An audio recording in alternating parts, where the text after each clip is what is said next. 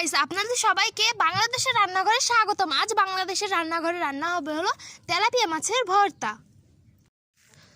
Tilapia মাছের ভর্তা করতে গেলে আমাদের যে যে উপকরণগুলো লাগছে, এখানে আমি রসুন কুচি নিয়ে নিয়েছি, পেঁয়াজ কুচি, 3-4টা লেবুর পাতা, 4টা কাঁচামরিচ, হলুদ, লবণ, মাছ নিয়ে নিচ্ছি আমি।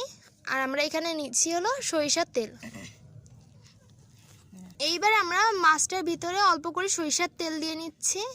এবার একটু হলুদ, স্বাদ মতো লবণ দিয়ে এবার এটা আমরা মাখিয়ে নিব।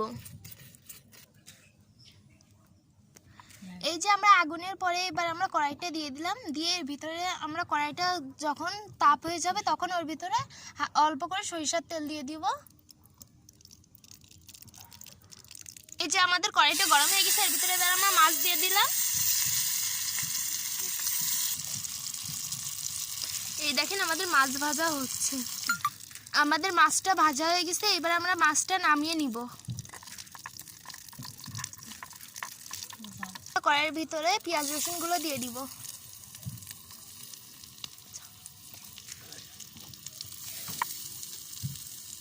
এই যে আমাদের পেঁয়াজটা ভাজা হয়ে গেছে, এখন আমরা এই যে আমাদের পেঁয়াজটা ভাজা হয়ে গেছে, এই সময় আমরা এটা নামিয়ে ফেলবো। মাছগুলার আমরা এবার কাটা ছাড়িয়ে নিব। এবার যে আমরা লেবুর পাতাগুলো রাখছিলাম সেইগুলো দিয়ে দিলাম এর ভিতরে, দিয়ে এবার এটা আমরা হালকা করে বেটে নিব। এই যে আমাদের ভর্তাটা এবার বাটা হয়ে গেছে। এই যে আমাদের হয়ে গেছে মাছের ভর্তা। আজকে আমরা বানাইছি তেলাপিয়া মাছের ভর্তা। আপনাদের যদি এই রেসিপিটা ভালো লেগে থাকে তো প্লিজ আমার ইউটিউব চ্যানেলটা সাবস্ক্রাইব করে দেবেন। আর আপনারা যদি আমাদের লাইভ চ্যানেলটা দেখেন তাহলে একটা ফলো দিয়ে যাবেন। ওয়েলকাম।